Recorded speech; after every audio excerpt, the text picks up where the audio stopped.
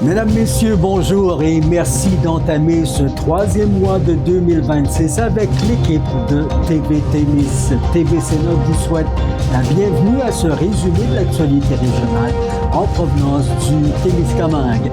En manchette de ce 4 mars, c'est vendredi à Saint-Bruno-Guigue qu'a finalement lieu le tirage du rodéo du camion. La chaîne d'approvisionnement pourrait se briser dans la région et même au pays.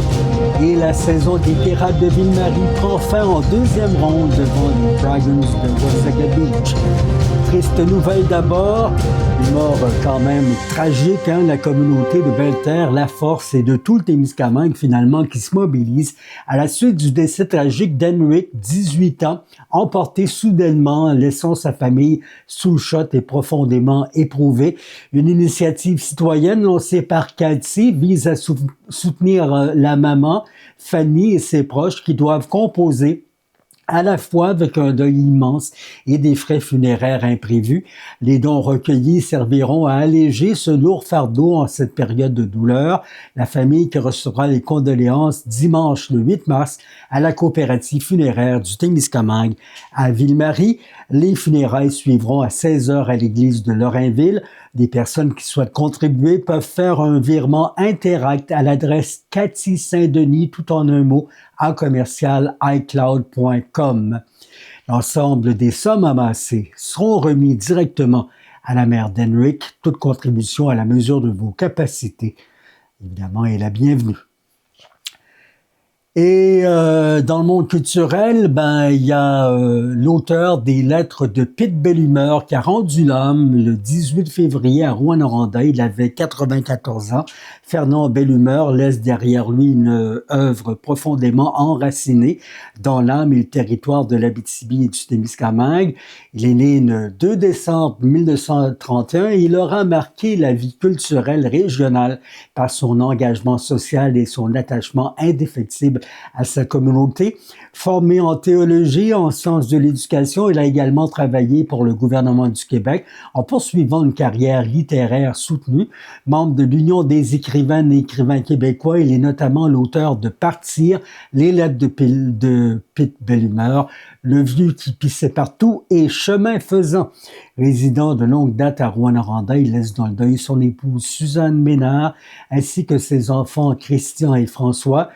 On vous souhaite évidemment nos plus sincères condoléances par les écrits et son implication, M. Bellumeur, qui aura contribué à façonner la mémoire et l'identité de toute une région. Mardi, le 24 février dernier, vers 9h15, un policier du poste principal de la MRC de la Vallée-de-l'Or a intercepté un véhicule circulant en grand excès de vitesse sur la route 117 à la hauteur du kilomètre 483 à Val-d'Or. Le conducteur qui a été capté, il roulait à 157 km/h dans une zone de 90. Le conducteur, âgé de 21 ans, Dulverton, a reçu un constat d'infraction 1393 $ et il perd 14 points d'inaptitude. Son permis de conduire est suspendu pour 16 jours. La Sûreté du Québec qui rappelle que la vitesse, c'est l'une des premières causes de collisions mortelles à survenir sur les routes au Québec. La stratégie en sécurité des réseaux de transport 2021-2026, la vie humaine au cœur de nos actions, veut diminuer le nombre de collisions mortelles et avec blessés graves sur les réseaux routiers et récréo-touristiques. Des pistes d'action sont mises en œuvre dans chacun des axes distincts: partenariat, intervention, sensibilisation, technologie et évaluation.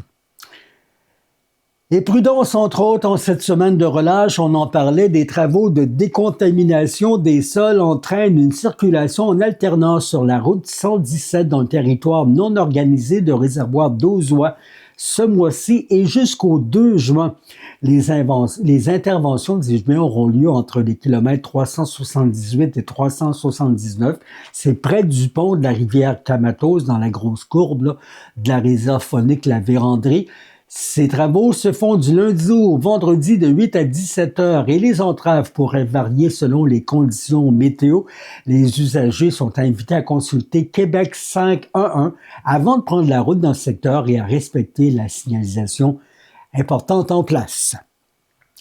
Et la décision n'est à nouveau pas passée inaperçue au Témiscamingue. Le tirage du rodéo du camion de Notre-Dame-du-Nord, interrompu en 2024 dans la tourmente, devait, selon ce qu'annonçait la Régie des loteries et courses, avoir lieu à Rouyn-Noranda le 6 mars. Toutefois, de nombreux citoyens qui possèdent des billets ont fait valoir notamment, puis avec raison, qu'à l'origine, l'activité avait lieu à plus de 100 km de Rouyn-Noranda. Le choix annoncé soulevait donc incompréhension et frustration. L'opération devait pourtant se dérouler en public, donc la Régie a accepté de tenir le tirage à la salle de l'Âge d'Or, mais de Saint-Bruno-de-Guigue, dès 10h, toujours vendredi le 6 mars. Comme à l'origine, tous les billets valides récupérés, 377 talons, seront inclus dans le tirage. Les 10 premiers numéros correspondront au prix officiel, tandis que 20 autres seront conservés en réserve en cas d'inadmissibilité. Les gagnants auront ensuite 30 jours pour confirmer leur identité. Pour assurer la transparence, la Régie est accompagné d'une représentante de l'Auto-Québec ainsi que d'une comptable professionnelle agréée indépendante. Les numéros gagnants et les noms correspondants seront publiés sur le site Internet de la Régie. Ce dénouement, dis-je bien, survient après une série de discussions et de décisions rendues entre 2025 et 2026 par le tribunal administratif de la Régie qui avait annulé le tirage initial parce qu'il y avait des enjeux liés à la gestion des fonds par l'organisme responsable. Les prix seront attribués au prorata des sommes récupérées, donc 144 319,90 $. Parlons au camionnage maintenant. Le Canada Trucking Operators Association, qui tire la sonnette d'alarme, des transporteurs roulent avec jusqu'à 15% de chauffeurs en moins des livraisons au pays. Au troisième trimestre de 2025, Statistique Canada recensait 11 600 postes vacants de conducteurs de camions. C'est du monde, ça.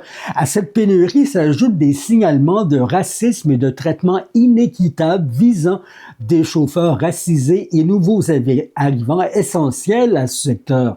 La CTOA prévient moins de chauffeurs signifie des retards et des coûts plus élevés pour les entreprises et ultimement pour les consommateurs.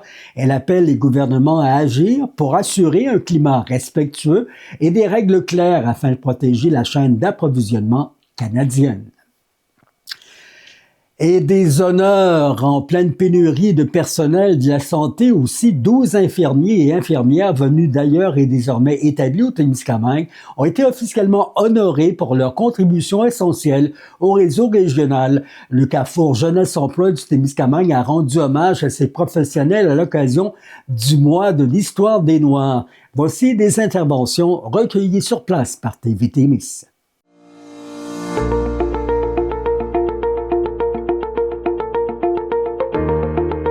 Ce soir, l'hommage interculturel du Carrefour revient aux infirmiers et infirmières recrutés d'Afrique. Levez-vous, s'il vous plaît, ce soir, mes nominés.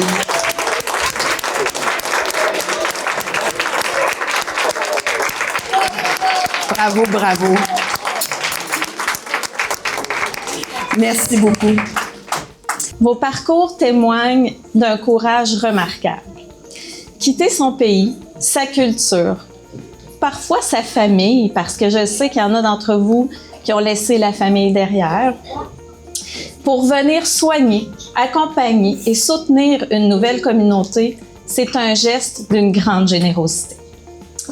Votre présence au Témiscamingue est bien plus qu'un apport professionnel.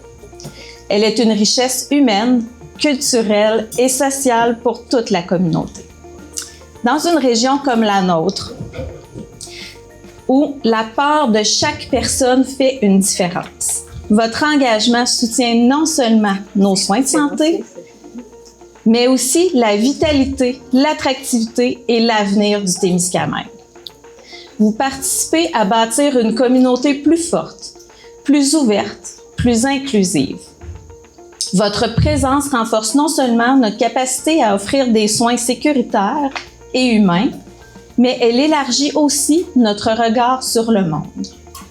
En célébrant vos parcours dans le cadre du mois de l'histoire des Noirs, nous affirmons clairement que la diversité est une force, que l'inclusion est une responsabilité collective et que la reconnaissance est essentielle à une société équitable.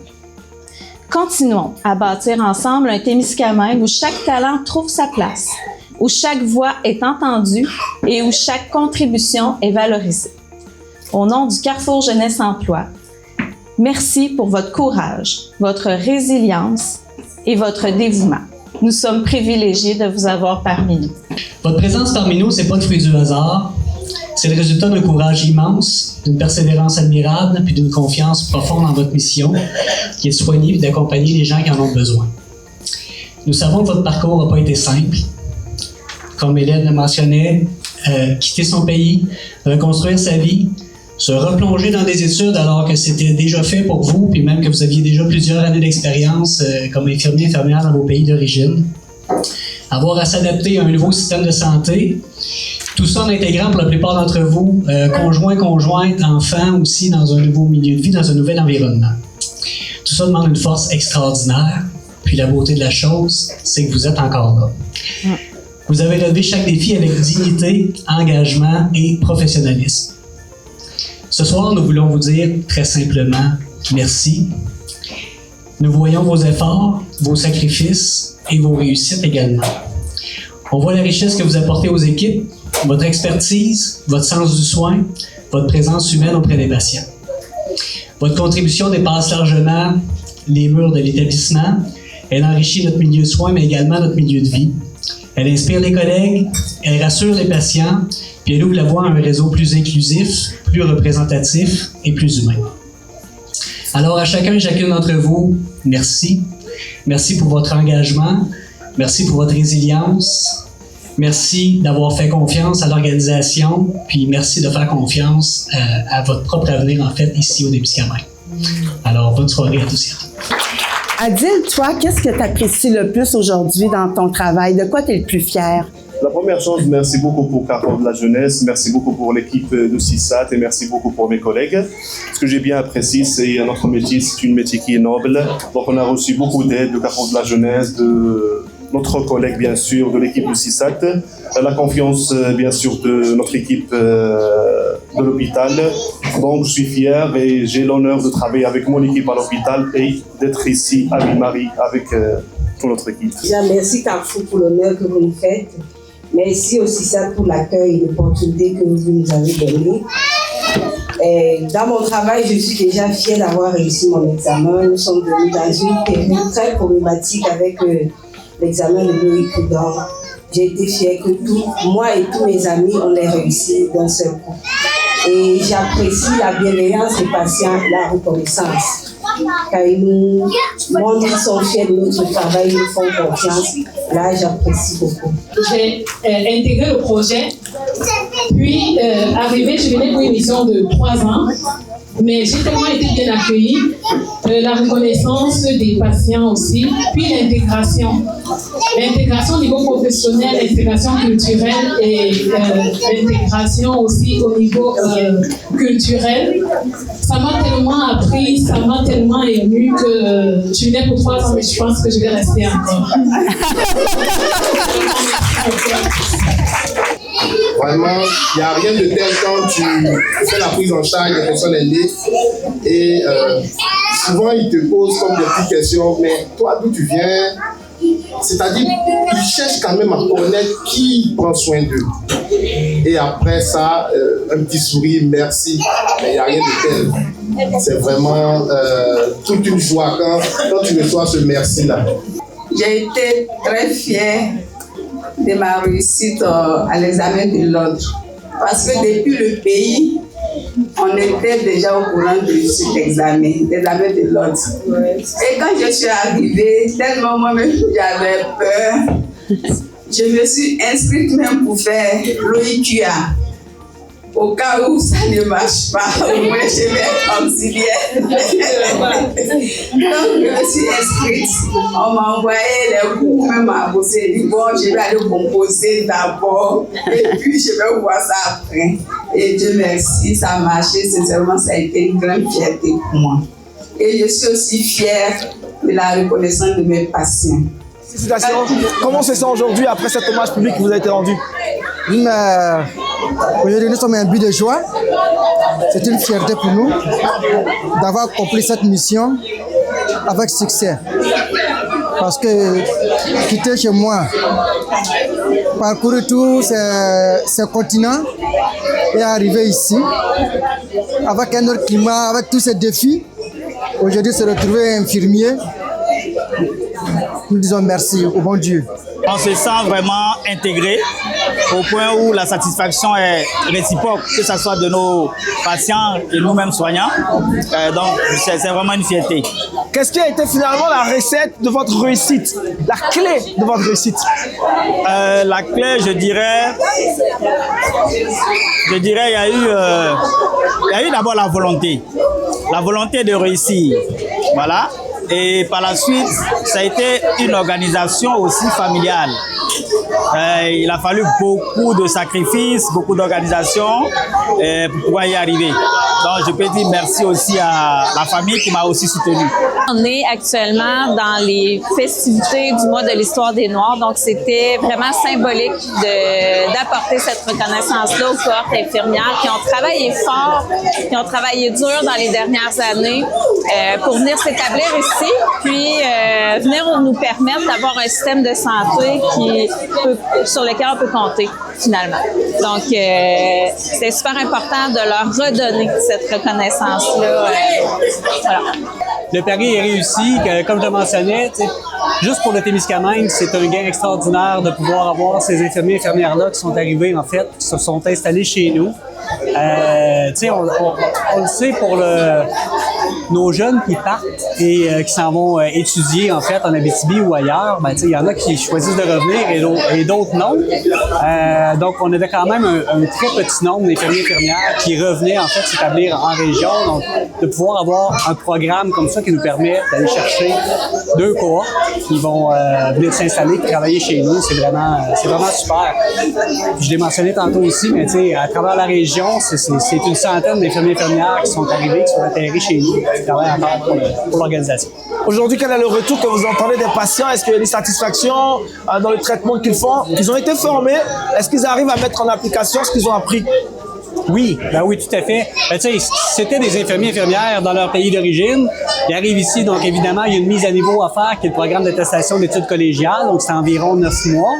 Puis suite à ça, là, ils passent l'examen de l'ordre, ils commencent à pratiquer. Donc c'est vraiment le volet de s'adapter à la pratique québécoise qu'il fallait qu'il y ait la mise à niveau. Mais une fois ça fait, c'est déjà des gens d'expérience. Donc oui, la qualité de soins est là, puis les patients sont satisfaits, les équipes aussi. Parlons d'agriculture. Les gouvernements fédéral, provinciaux, territoriaux bonifient le programme Agriculture et agroalimentaire Canada afin d'offrir un soutien plus équitable aux éleveurs canadiens confrontés à la hausse des coûts. Le ministre de l'Agriculture et de l'Alimentaire, Heath McDonald, dis-je bien, a annoncé que les lignes directrices d'agri-stabilité sont modifiées dès le programme 2026 pour inclure les coûts liés à l'alimentation du bétail en pâturage parmi les dépenses admissibles. Cette mesure vise particulièrement les éleveurs de vaches-veaux, de moutons et de chèvres qui dépendent de pâturage loué. En reconnaissant ces frais, le programme offrira un appui plus juste aux producteurs dont les animaux pèsent sur des terres ne leur appartenant pas. Agri-stabilité protège les agriculteurs contre les baisses importantes de revenus causées par les pertes de production, la volatilité des marchés ou l'augmentation des coûts. Cette bonification qui découle d'un engagement pris par les ministres de l'Agriculture en juillet 2025 pour renforcer les outils de gestion des risques et assurer la résilience du secteur agricole canadien. Et maintenant, parlons de contrôle animalier. Son service de contrôle animalier vient de voir son financement rejeté par la MRC du Témiscamingue. On parle du refuge de Témiscamingue à la Verlechère qui devra trouver une nouvelle voie pour assurer son service structuré de contrôle animalier à l'échelle du territoire. Le conseil de l'administration qui proposait un modèle centralisé axé sur la sécurité publique, la gestion des animaux errants et l'application uniforme des règlements municipaux municipaux. Le financement requis s'élevait à 300 000 $. C'est à environ 1,65 $ par citoyen par mois. La MRC de Témiscamingue a toutefois jugé la contribution trop élevée par rapport au montant prévu au budget 2026. Elle a également rappelé que les municipalités assument déjà, selon elle, des responsabilités variables en matière de contrôle animalier et que chacune demeure responsable de déterminer ses propres modalités, notamment pour la gestion des chiens dangereux et des animaux errants. En conséquence, la MRC de Témiscamingue a mandaté les directions générales des municipalités locales pour analyser les options possibles. Parmi les pistes évoquées figure la possibilité d'une entente intermunicipale avec une ville voisine du Québec ou de l'Ontario dans le but de proposer un modèle de service jugé viable et adapté aux réalités du territoire. Et ultimatum concernant l'or à l'aube des élections générales d'octobre prochain, le député indépendant d'Abitibi-Est, Pierre Dufour, a lancé un appel direct aux chefs de parti que 35% des redevances minières perçues au-delà d'un prix de 2 000 $ l'once d'or soient retournées au territoire producteur. Appuyé par plusieurs acteurs économiques dans la région, il souhaite que l'envolée historique du prix de l'or a gonflé, il soutient que ça a gonflé mécaniquement les coffres de l'État québécois sans que les régions minières n'en voient la couleur. Berceau de l'industrie minière québécoise, la région qui compte 8 mines d'or en production et exporte son expertise à l'international. Pourtant, les redevances, versées soit sous forme minimale sur la valeur brute, soit via un impôt progressif sur les profits, aboutissent au Fonds consolidé du Québec. Entre 2020 et 2023, Québec a encaissé en moyenne 638 millions de $ par année en redevances minières, avec un sommet de 926 millions, ça c'était en 2021. Pendant ce temps, les MRC comme la nôtre se partagent une enveloppe annuelle de 38 millions de $, c'est à peine 5,9% des sommes perçues. Dans le contexte, le député d'Abitibi-Est interpelle notamment Paul Saint-Pierre Plamondon, Ruba Gazal, Éric Duhem, Christine Fréchette et Bernard Drainville à s'engager formellement. Alors que le prix de l'or est passé d'environ 1 200 $ américains l'once en 2019 à plus de 5 000 $ américains l'an dernier, l'argument est clair, si l'État n'a pas fait de la flambée, les territoires extracteurs doivent aussi toucher leur part. Pour l'Abitibi-Témiscamingue, le débat sur les redevances minières pourrait bien devenir un enjeu électoral majeur. Et parlons forêt, sous pression face aux mesures commerciales américaines, le gouvernement fédéral lance un appel de projet de 500 millions de $ pour soutenir et transformer le secteur forestier canadien.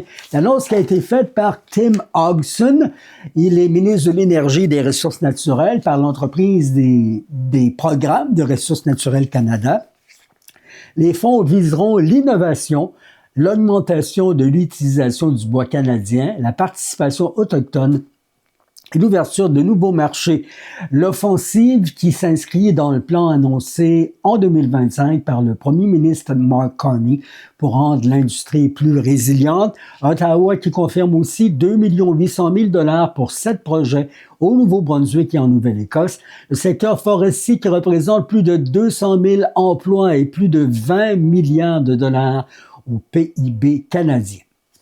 Continuons en foresterie, mais plus localement, en pleine crise forestière, le Conseil de la MRC de Témiscamingue qui confirme un investissement de 30 000 $ pour compléter le financement de la phase 2 de l'étude sur la diversification des ressources forestières.